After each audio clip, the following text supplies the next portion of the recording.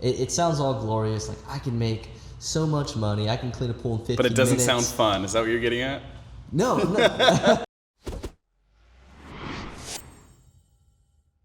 It looks something like this.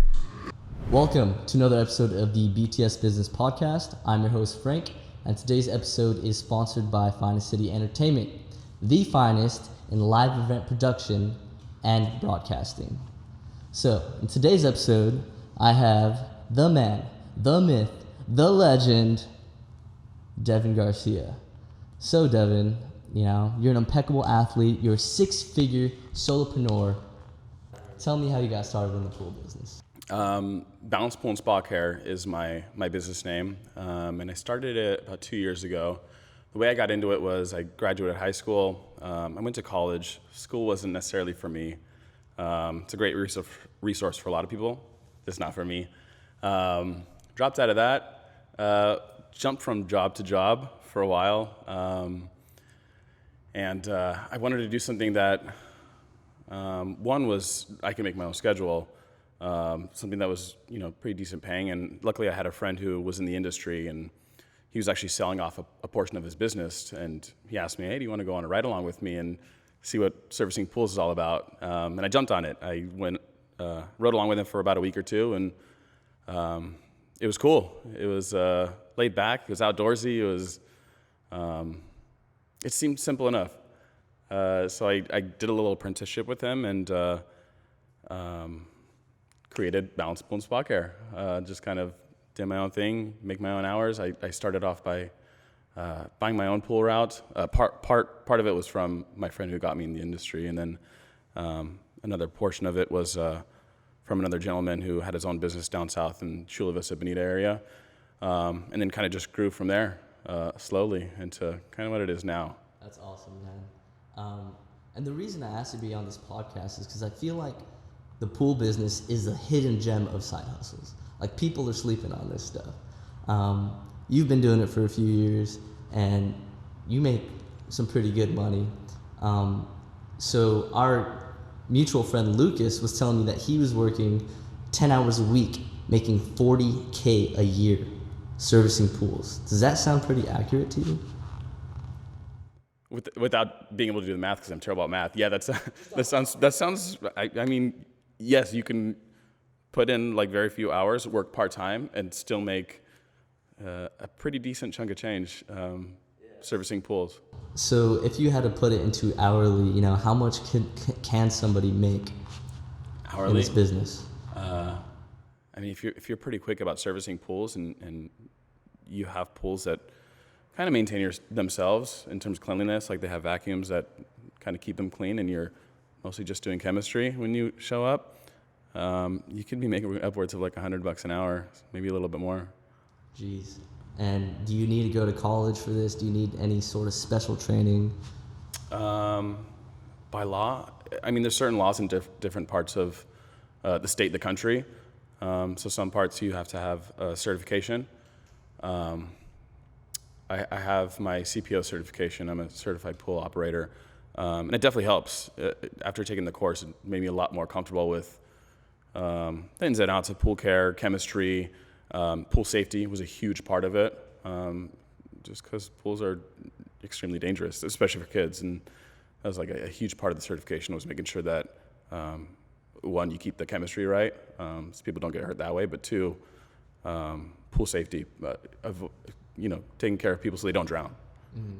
So how does somebody find out, does my state require the certification? Where do I go for this training? That's a really good question. How does somebody actually, what are the steps for somebody to get started in this business? I'm pretty sure you can go on government websites and they'll have the kind of the rules and regulations in terms of pool care. I don't know what website it is, but I do remember looking it up at one point when I first got started. I did my research and made sure. Okay, we'll link it. We'll link the website in the bio for those who are really interested. That's a really good idea. Yeah, you should do that. I'll get with you after. And then what is typically the process, the apprenticeship process? I guess we can call it that. So I rode with my friend Scott Howellman. He has his own pool business. He does great work and he knows his stuff. And I did a ride along with him. He taught me how to do the chemistry testing, the dosing, to make sure you're not over or underdosing it, and just kind of what it takes to keep the cleanliness, keep algae out of the water, make sure all the equipment's functioning right. It's a lot of on the job training, is what it is, and I would imagine you have to find someone that's really good and diligent about the job they do to show you around, because you can be taught by some Joe Schmo who might not be, the best at what they do, which is another good reason to get the certification. It's it's a pretty important part of it, is making sure you're well educated so you don't, mess with anybody's pool or put anybody in danger, really. Yeah, what kind of things could somebody do to mess up somebody's pool or spa as in jacuzzi? Overdosing or underdosing is probably one of the biggest ones. But pools are such a big body of water that it's pretty hard to mess that chemistry up and overdose it. Another big part of making sure you don't mess things up is the equipment, and just knowing valves and leaving the equipment on the right settings. You can mess up some equipment by leaving it on the wrong settings, leaving certain things open.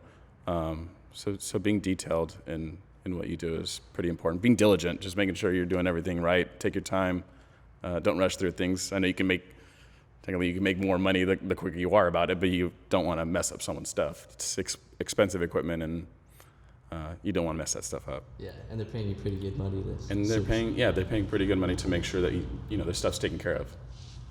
So I guess to kind of wrap that question up, no, you do not need to go to college to learn how to service pools. Yes, there is trainings required by state. We'll link that in the bio. A lot of it's going to be on-the-job training, so you really have to know somebody to get started in this business. And then it takes some money to get started in this business, right?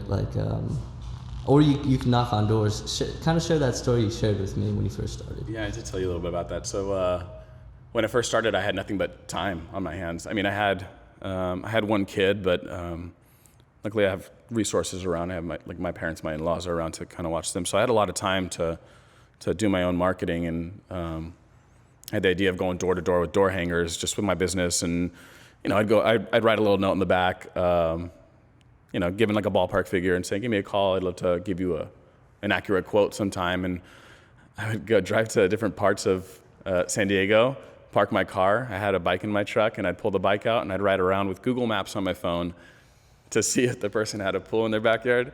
And I would drop a door hanger. You can see that on Google Maps. Wow. Yeah, some are harder than others because they have trees, foliage in the backyard. Some pro tips for you guys who don't want to buy your route. But on Google Maps, yeah, you could see who has a pool, and it takes a little bit of time and a lot of energy. But I was just biking around and dropping like 100. I think my goal was like 100 a day, and I was running for a couple hours around different parts.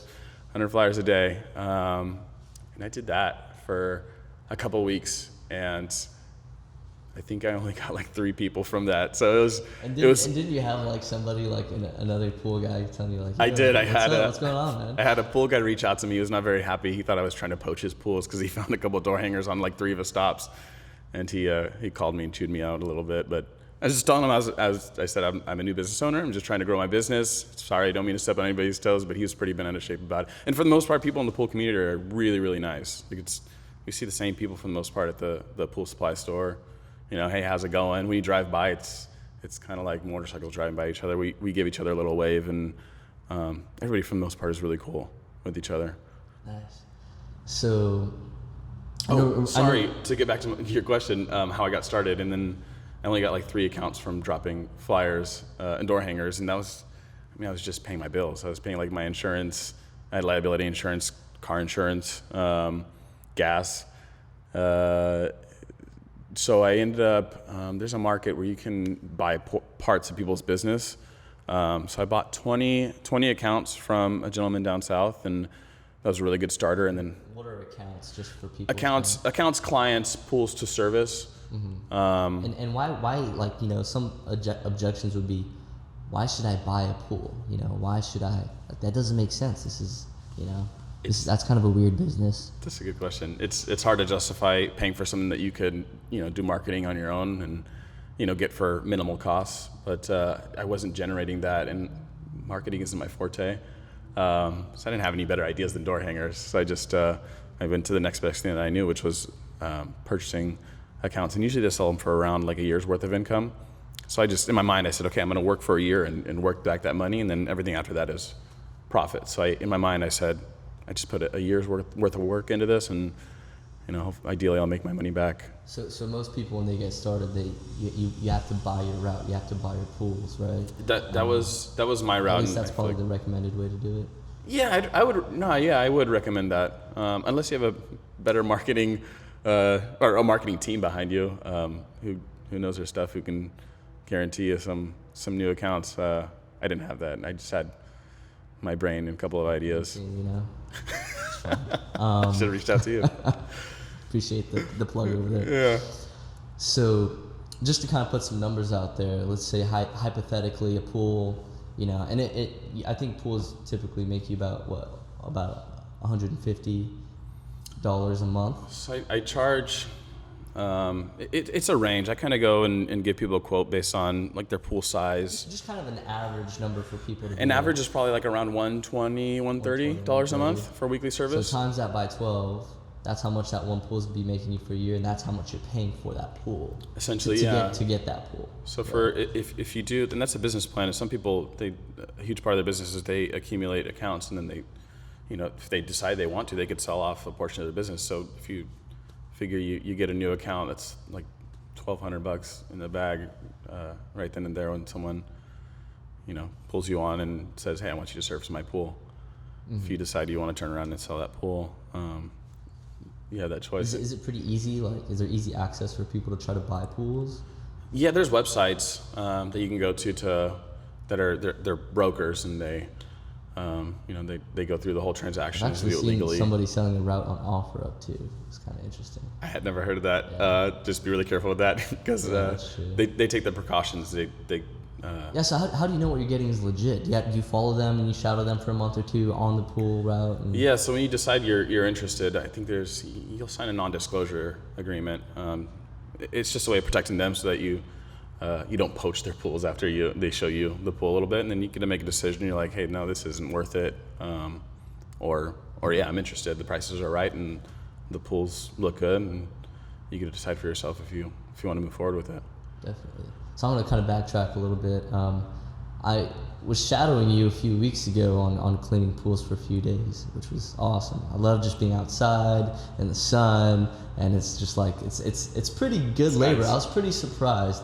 And we went to one of your pools in Point Loma, and there's a nice infinity pool, and you said there are these rich like software development kids or something were like living in this house, and they were renting it. They didn't even own the house, which was pretty interesting. But anyways, I remember going down the stairs, which were pretty steep, and I asked you, hey man, have you ever fell into a pool before? And you're like, nah man, when you're such an impeccable athlete like me, you won't fall into a pool. Which is funny because the guy at that pool who you got that pool from told you the same thing at that pool. That same spot where you asked me the question. But anyways, how athletic do you have to be for this business? Like, because I know when I was carrying those chemicals, that caddy that carries the chemicals, the bleach and the acid and all that stuff, it's not that comfortable. It's pretty heavy. Yeah. So, I mean, talk about like, the labor and how athletic somebody has to be for this business. So if it's a one-man job, or I know people hire others, and do they have to, or can they do it themselves? No, it's very doable by yourself. I do know a few older gentlemen just by talking to people in the industry.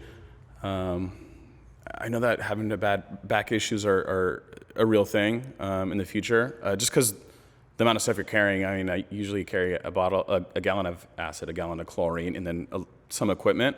So at any given point at any house, I could be carrying up to like, I don't know, maybe like 40, 50 pounds. And that's a lot when you're doing 15 to 20 stops, sometimes a little bit more a day.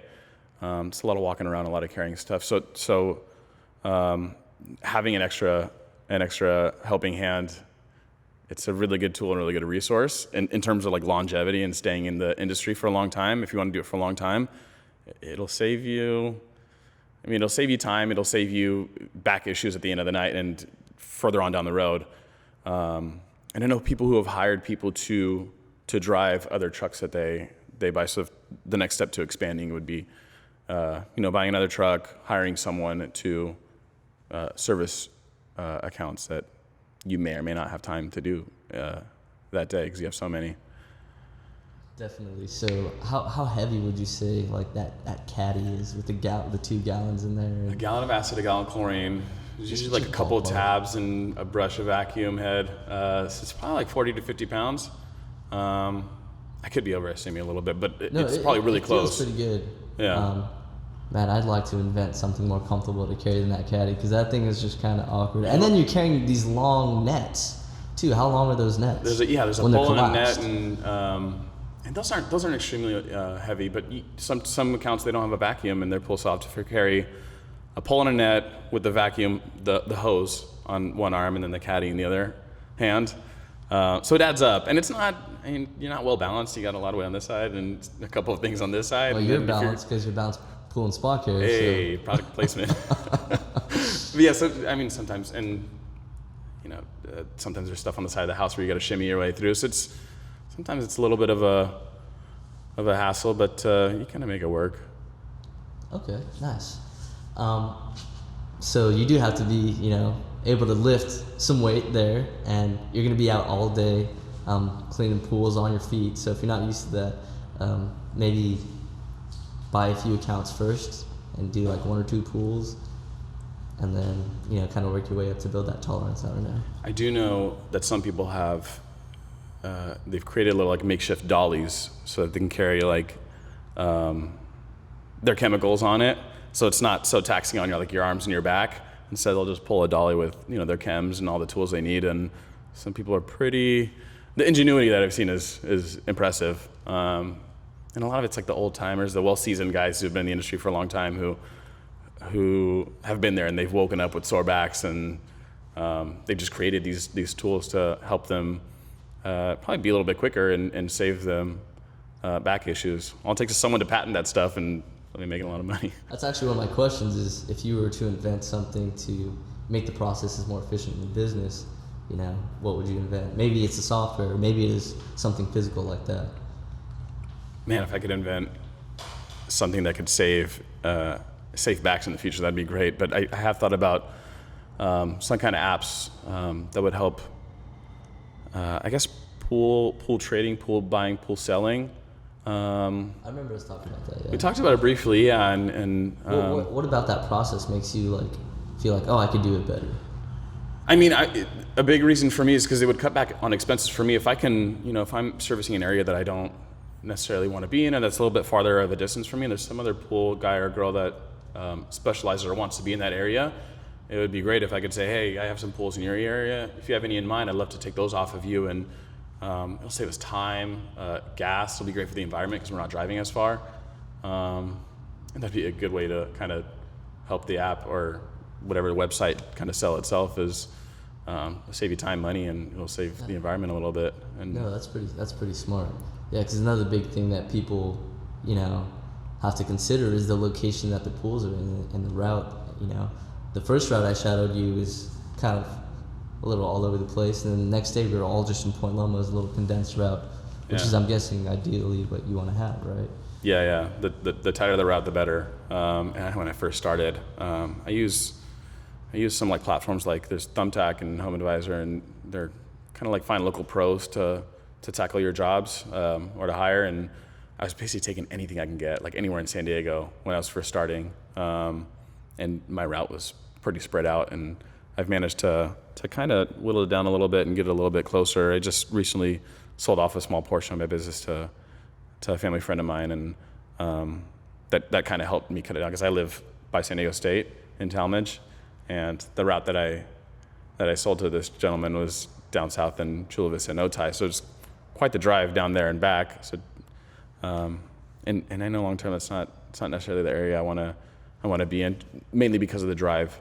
It's like 20 minutes to get to my first stop, and then I end up down in Otay, and it's another like 25 minutes to get back home. So I'm kind of trying to trim it down to make it just as compact and efficient as possible. No, yeah. cut costs and just all that keep stuff. more Time, money in your costs. pocket. Exactly. And speaking of money, how much money does it take to get started? And what kind of equipment should people be looking to buy? So when I Cheap versus good equipment. Don't skimp on the. Yeah. So think yeah. about that. And So to answer, the first question is how much can they expect to invest? I started off I bought 20 accounts off of the gentleman down south. And that was, I think I paid him about 20, like mid-20s, 20-something thousand. I was fortunate enough that I didn't have to get a loan. I was a pretty good saver. So I just...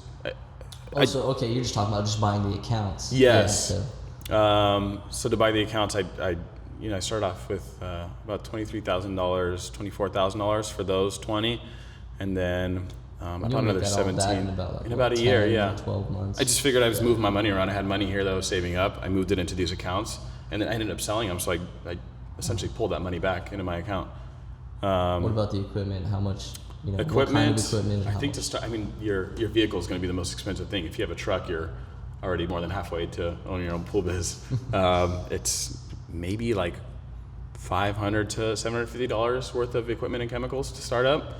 So if you get a used truck and you're getting some equipment, you're looking at maybe like $5,000, $7,500 to start your own pool biz. Name like the main pieces of equipment that people would need.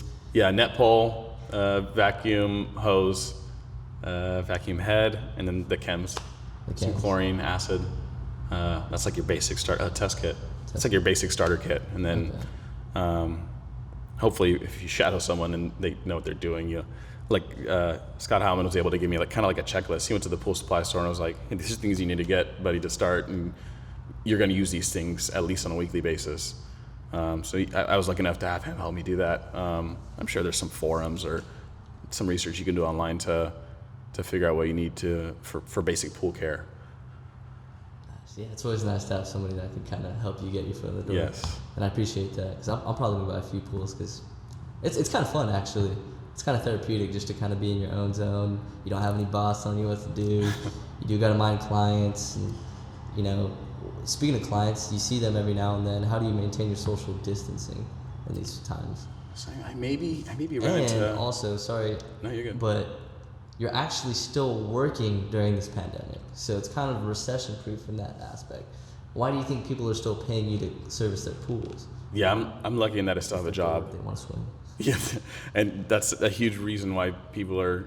I mean, I thought my business was going to slow down, and it actually picked up during COVID. So I'm extremely fortunate in that I can still work and that business is still growing. And I think a huge portion of that is because people are staying at home and they're using their pools like more than ever, which makes my job a little bit harder because the pools are a little dirtier and they'll require a little bit more chemistry attention. Yeah, and to maintain social distancing, I maybe run into one, maybe two people a day. I don't see too many people, and usually there's regulars. There's people that extra friendly, and they'll come out and say, hi, how's your day going? How are the kids? You develop kind of a relationship with them. And I know when COVID hit, I sent out an email to everyone just because it was a little scary, especially having someone in your backyard and you don't know where they've been and if they're carrying a virus or not. And when COVID hit, I told them I'd be wearing a mask and that I'd be carrying disinfecting wipes. So anything that I touch that they might be touching, door handles, latches, pool equipment, I'd wipe it down after I was done with it. I just want everybody to be comfortable with me being in their backyard and just having those precautions and letting the people know, I feel like helped a lot. Okay, for sure. Yeah, you gotta do what you gotta do. It's some weird times right now, man. What would you say is the lowlights and the highlights of your job, and give kind of some examples? So when I come to service someone's house, and usually I'm very upfront when I give them a quote, explain everything that I do. I always tell people I net every time because there's always going to be debris in it, but I brush and vacuum kind of as needed. And it'll vary. Some people have automatic vacuums that are scooting around their pool and cleaning their pool floor while their filter pump is running. So those ones are really nice, and the price that I give them reflects that because I know I'm going to spend a little bit less time. What's the quickest you've ever cleaned the pool? Like 5 minutes. Like 5 minutes? What's the longest you've ever cleaned the pool? Like 45 minutes to an hour. 45 minutes. What would you say your average is? It's probably closer to like 15 minutes. 15 minutes, okay. Again, depending on the pool, but What about when you have a filter clean? We didn't even talk about filter cleans yet. Oh man, That's an extra like $100 right there. Yeah, I compensate my time, and that's one of the few things I charge extra for is to clean someone's filter. That's obviously more time consuming, and that's basically what I'm paying for is the time it'll take to clean it, because I break down the entire filter. I detail clean it. I pressure wash all the old DE, or if they have a cartridge filter, anything that's kind of caked on or stuck on the It's not a simple pleats. just one piece filter. It's like an 8-part filter with it's a little complex. There's filter grids, about 8 of them in the DE filters, and cartridge filters are 4 cartridges and big tall things, and just kind of hose all the debris off top to bottom. Taking it apart takes a little while, and putting it back together, and there's steps and processes you need to take to make sure that all the parts are in good shape. You do an inspection to make sure there's no tears or compromise in the filter, because it decreases the efficiency of it exponentially if there's any tears in the grid or something's not put in the right place. You're missing a little piece here or there. Cracks, broken parts, gaskets, like anything that make a leak. There's a lot of stuff you got to kind of pay attention to, and that's the detail I was talking about earlier. Is you overlook something and you put it back together, and boom, you got a leak in your filter, or you put it back together, and you put DE in the skimmer, and it comes back into the pool. What's DE? DE is diatomaceous earth, which is a mouthful. And what does that do? It coats the filter grids. So you put it in through the skimmer, the pump pushes it against the filter grids, and it creates a thin layer along the filter grid, so ideally only water can pass through it, and it'll kind of collect all of the debris that goes into the filter. I believe it's like up to like 0.6 microns. It'll catch debris that's that small. I feel like the people are going to think you're a pool scientist. I'm not a pool scientist. I'm not the sharpest tool in the shed, I'll tell you that much. You kind of learn, like, it just takes research. I cleaned a couple filters with Scott, and I was like, I want to know like where the water goes in, how it works, why do we put this white powder in the filter, and you read forums, you read things people post, and you get all your answers there. And as long as you retain that information, you'll be okay in the industry. But what would you say are your favorite parts, your highlights, and the things that you're not so happy about? The lowlights of the business. I actually just hit a highlight recently. I got my first big commercial account, my first HOA, and I service 2 pools and a spa there, and it's obviously more responsibility, but The money. What do you enjoy pays about more. What do you enjoy about the business? Like when you're there, like. I love that it's outdoorsy. It's physical. You are a technical athlete. The office is San Diego. I get to enjoy sunshine like 300 something days out of the year, and I get to work on my tan a little bit. Just be careful, because skin cancer is a real thing. So play it safe there. Highlights are the HOA was huge. I was stoked to get that, and it's a huge step in me growing my business. When you say another highlight was when I first started, I was taking on anything I can get, and part of that was pool conversions or clearing up someone's very dirty, green, nasty, swampy water. And I have it was cool because I was able to do like before and after photos. And it's just really cool to see like the transformation of like the nastiest, grossest water, and it's cool to see like the client's face too after it's done. They're like, wow, how'd you do that? And a lot of times you don't have to drain and fill the pool. Sometimes, or most of the time, actually, the filter can take care of themselves. But that's definitely the highlights are the few pool conversions that I've done, like clearing up someone's water. Nice. And then for the lowlights, I want to ask you real quick before we get to that. How long does it take for you to just for pool owners who are watching this right now, they have a green pool, the pool guy's coming. Is my pool going to be blue right after they service it? How long does it take? So it can clear. It depends on how dirty it is. It can clear up that day. If it's green swampy, and you're asking someone, your pool guy, to clear it up, it could take if they're there day after day and they're doing the chemistry every day and they're checking and they're cleaning the filter, it could be 48, 72 hours. If they're coming there periodically, like I did a few times with mine, like I did one down in Spring Valley, and I was only there once a week. So I had to go dose it, check and make sure the filter was in good shape, wasn't too dirty, and and then it kind of cleans itself almost. It'll clear up the water. There's obviously debris that kind of stays at the bottom that I will have to manually go and remove. But those took 2 to 3 weeks if I was just going there once a week. And that's extra cool to see the transformation, just because it changes so much from week to week. It might change a little bit like throughout the day, but to see it 1 week, let the filter and the chemistry do its job, and then come back next week and see it clearer or clear, there's something exciting about it. Like you get a little anxious walking into the back. You get a little anxious walking in the backyard. Is the equipment working? Is it doing its job? Was my chemistry okay? And then you come back and you see, like, damn, that's a clear pool. Like it's exciting. Of that, they could enjoy their pool again, and you giving them a better quality of life for that. Yeah, it's rewarding in that way too. Especially that I got kids. I got kids. I'd love to see the kids enjoying the water. So what about those low lights? The low lights. What are the things you hate? Those clients, those dang clients, man. For the most part, they're really cool. Especially because I prep them for it. I was like, you'll get algae every once in a while. It's inevitable. Yellow algae is chlorine resistant. It'll happen.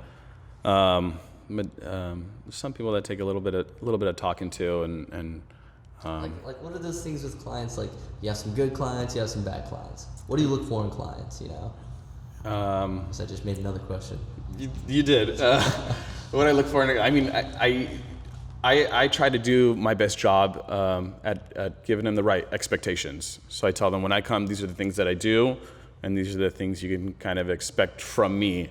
And I just kind of prep them. I say algae happens sometimes. Water cloudiness happens sometimes with a bigger bather load. Don't worry about it. When I come for my visit, I'll clean it up. Mm-hmm. If it's cloudy or if there's issues and I come and there's still issues, then I'll do a little bit of digging and diagnosing. Do clients text you and ask you questions and like bug you a lot? Yeah, and I get it. I get it. They have concerns, and I try to do my best to answer them. Obviously, like my weekends, so I try not to. I'll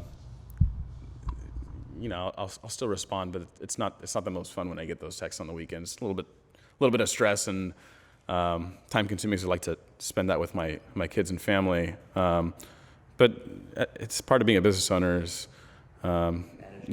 Exactly, managing clients' expectations. What's your ideal client? My dad. My dad. My ideal. He makes some good soup, man. I was pretty impressed. My ideal client is someone who has a very easy to maintain pool. So someone who has a pool cover, a pool vacuum, so that I only have to do, some chemistry and maybe a little tidying up every visit. Someone who's a good payer, someone who's really friendly and understanding. I try to be that person. Other business owners, when I, hire people to do work around my house, I understand that things take time. Things aren't always perfect. I try not to get upset with them if things aren't perfect. I just ask questions, and those are the best people to work for and with are people who are, understanding that things come up, things happen. Issues with their pool will happen. But as long as the client asks the question the right way, like, hey, my pool's a little cloudy, you know what's going on? And I'll give them a response. And for the most part, people understand. Those understanding people are my favorite people to work for. And I go above and beyond for those people. Definitely. And that's really my next question. But speaking going above and beyond, and that is one of my questions. What is one thing you do to over deliver for your clients? It could be simple. It doesn't have to be. No, yeah. There's for me, I try to put myself in the client's shoes, and if there was a small issue, something that's not going to take me a lot of time, I don't mind just doing it and not charging someone. I just got a new account in Point Loma, and Anne, thanks for the Yelp review. Anne was my new client, and she had the filter tank on the bottom had a little leak in the main drain. And I told her, I was like, I could give it a look. I brought my channel locks out. I opened up the drain a little bit. I put some lubricant. A lot of these gaskets issues and leaks can be solved with a little bit of a Teflon-based lubricant. Put it on the O-ring. I tightened it back up, and boom, leak's gone. I'm not going to charge her for that because it took me 5 to 10 minutes, and I wouldn't want someone to charge me for something like that, something that was super easy. And some people will take advantage of that. They'll say, hey, you had a leak here. I fixed it. $50, please. I'd rather just do it and build a good rapport with that client. And if that gets that person to give me a great Yelp review, then it's worth it already for me. And you really know what you're doing. Do you feel like that CPO certification kind of puts you in that position to be able to handle that? The CPO certification did. It made me more comfortable. It made me more comfortable with everything that I was doing. I definitely learned more on the job training or shadowing Scott. But the CPO course taught me the more technical parts of it, the legality, what inspectors are going to look for when they come to make sure that the bathers are safe for the commercial accounts. Safety, calculating the pool size. It was a lot of great little tools to help me do my job better, and that making me more comfortable doing my job was so worth it. It was only like 100 something bucks. I think it was like maybe 100 something, $200. Worth it. You have to renew that, or? Yeah, it's good for about 5 years. 5 years. That's pretty good. I have a little card in my wallet that says CPO certified pool operator. Nice. I don't flash it I've never flashed it actually.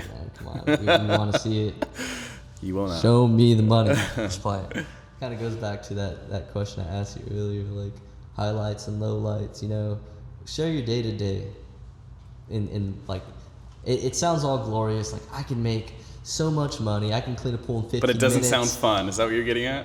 No. No. I think it sounds awesome. It sounds like a really good side hustle. But like, what are some tedious, quirky things that happen in the day to day stuff?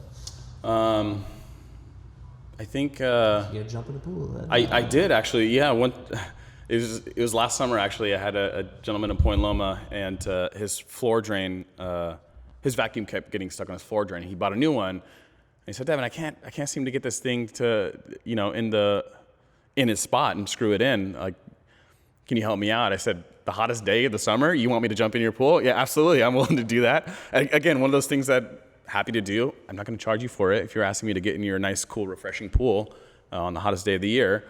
And it was cool. Again, buying goodwill from people for doing things that aren't necessarily tedious or terrible or things that I don't have to charge for. Stuff like that is cool. And then just meeting people, having nice conversations, having people who care about you come out and say, "Hey, how's your life? How are your kids?" Have you ever had an embarrassing moment? Do I have to share an embarrassing moment right now? I had a mistake that I made near the beginning when I first started that I cleared up. But there's this thing called cyanuric acid pool conditioner, and any pool guy who might be watching this right now knows where I'm going with this. It will stain your pool unless you put it in through the skimmer, and ideally you're supposed to dilute it first in water. And I did not know it was supposed to go in the skimmer, and I poured it in the pool. Next week, purple.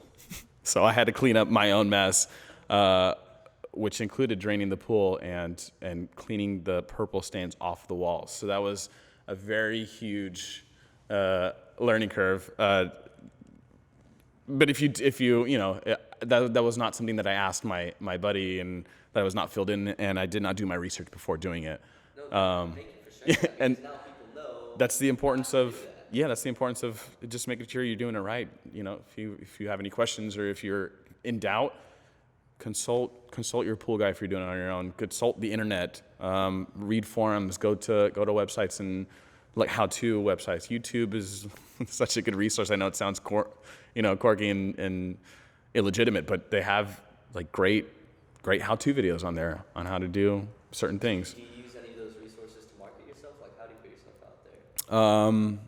My biggest source of new business comes from it's kind of like Home Advisor. It's called Thumbtack, and it's where you hire local pros, and that's where I started, and I've now become a top pro. So if wherever. It's an app, a website, and and they advertise on things like Nextdoor, and Nextdoor is a huge resource too, because those are obviously places that I'm in, that I service pools, and if one neighbor goes, "Hey, I'm looking for a good pool guy, does anybody know anybody?" and I'm servicing that area, if I'm doing a good job, I'm showing up, I'm keeping their pool clean, being detailed in my work, those people are going to be happy and they're going to refer me to their friends. So that's a huge one. Thumbtack, I've gotten a bunch of reviews. You know, I'll do jobs, little odd jobs here and there. Hey, my flow's not right. Can you come check it out? I'll diagnose it. I'll, give them a good price and say, hey, if you like the service, I'd love for you to give me a review. If it's not a 5-star review, tell me how I can do better. And for the most part, everybody's really cool, and they're all about, giving credit where credit is due and giving good reviews. And people will take the time to give you a good review if you do a good job. So like Thumbtack, Yelp, those are places that people can find me or find more information about me. Like my phone number, my email, those are both on Yelp. I don't have a website quite yet. I figured I'd come up with a website when I started getting more into commercial pool maintenance. We can talk about that after okay. the podcast. Okay, nice. So Thumbtack, that's a pro tip, man. You're giving a very specific app right there. Yeah, Thumbtack's a huge resource. So if you're getting into, and they do like all sorts of industries, like handyman, plumbing. If you're looking to get into a place where a lead generator, they generate leads for you and you pay per lead. It's extremely reasonable and how much does it cost you? Per lead is like $5 to $10, which is huge. Especially because really if I can turn that $5 to $10 into $100 something a month, it's a no-brainer. I'm happy to pay $5 or $10 for a potential lifelong customer. Yeah. So, I mean, what are your thoughts on the current state of the business, where it's at, with the pandemic right now in general, and where do you see this heading to? Do you see that, this is still going to be a thing in the future, that people are still servicing, hiring the pool guy, or what are your thoughts on where it's at now? I hope I still have a job years from now. But when the pandemic hit, I was pretty nervous. Luckily, we're a essential service in that nobody wants their pool to go green, and nobody wants mosquitoes. It's going to spread more, diseases and viruses.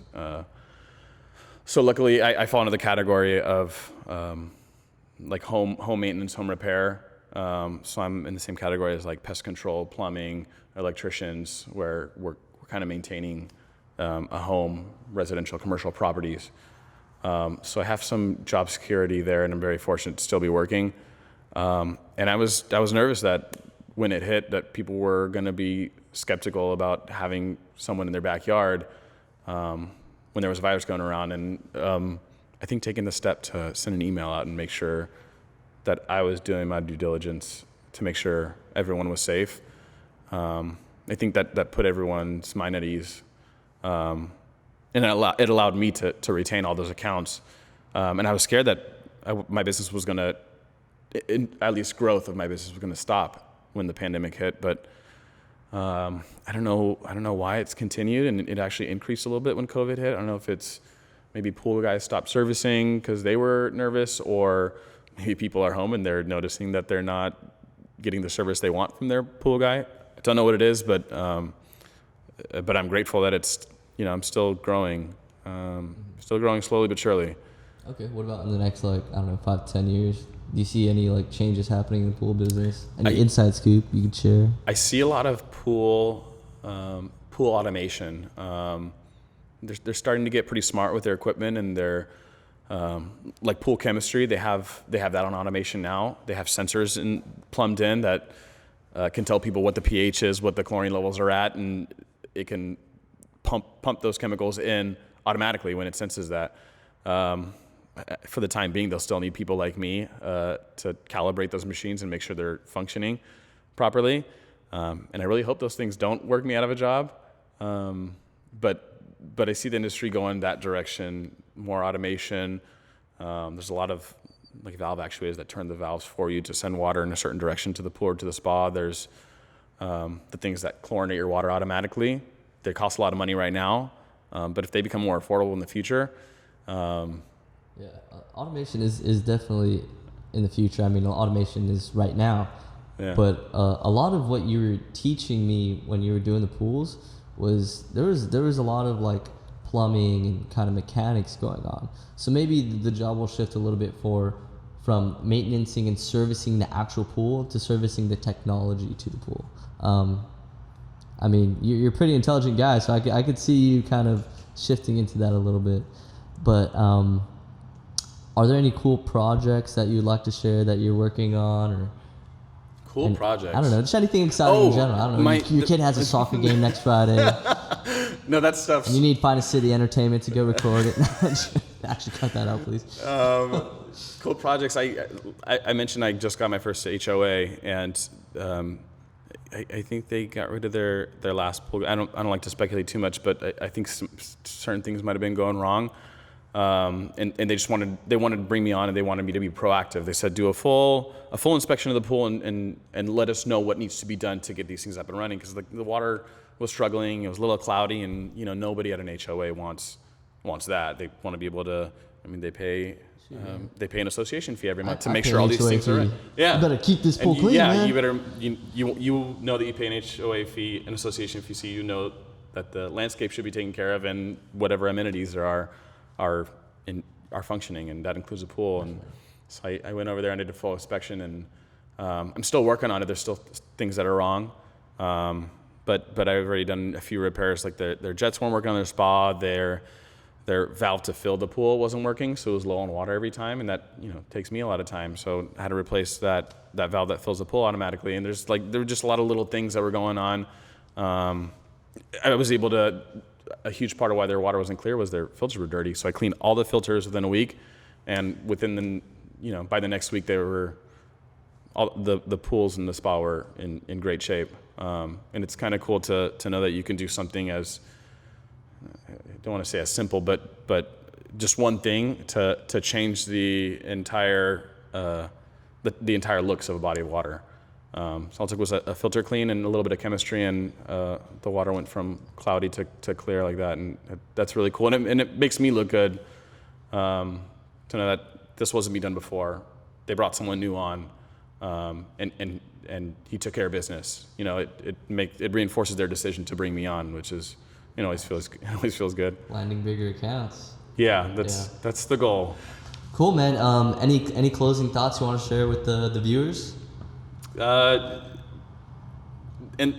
pools aren't like the only industry that are hidden, do it yourself, work for yourself things. There's tons of things out there. It just takes a little bit of asking around, a little bit of networking. Talk to your friends, see what they're doing, and whether you jump into their industry or you think of something else on your own, be creative. If you have an idea, go for it. And that's what I kind of did here, and I lucked out that it was good. So, yeah, like, why should I hire a pool guy? Can't I just do it myself? You could get that question all the time. You could. Usually people get their supplies from more in-home. I'm not going to say any business names, but more in-home. Kind of like we'll sell you the supplies, but it's at a higher cost. So people could do their own pools. For the most part, I feel like you'll pay probably around the same price if you're doing it yourself and you're not quite sure what you're doing. You may mess up the chemistry. You may, the store might sell you on more stuff than you really need. So it's almost worth it to hire a pool professional to do your own pool, unless you have like a good background on, you grew up with a pool as a kid and you know how to maintain your own pool, or you're a chemistry major and you know how to do that stuff on your own. More power to you. Take care of your own pool. It's fantastic. But if you want that worry-free, know your pool's going to be taken care of, week after week, and not to mention the sanitation part of it, the making sure your water's not going green and murky, that it's sanitary, that you're not going to get mosquito larvae, and you're not going to be breeding mosquitoes that can be unhealthy for your whole neighborhood, not just your own household. And making sure you're not, someone's taking care of it, someone's doing it right. And do your research when you hire your pool guy. Look at reviews, because those are pretty telling indicators as to what you're gonna get.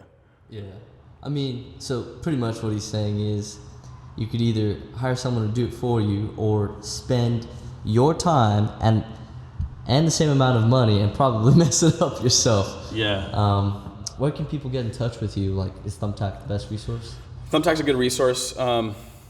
They could save me a lead fee by just looking me up. I'm like a quick Google search away, or if you want to look me up on Yelp, I don't have a ton of reviews quite yet there. I've been focusing and asking people to review me on Thumbtack, but Yelp has my phone number there, my email, balancedpoolandspa.care@gmail.com there. Like I said, I don't have a website quite yet, but I figure when I get more into commercial stuff, I'll create that website so that people can see maybe projects that I've done and get a little more information about me instead of just the basics, phone number, email. It's in the works. Awesome. We'll get there. Well, it was a pleasure having you on the show, man. Again, the man, the myth, the legend, Devin Garcia, and just me, Frank, the host here at BTS TV Media. Please don't forget to follow us on social media, and we will see you on the next episode.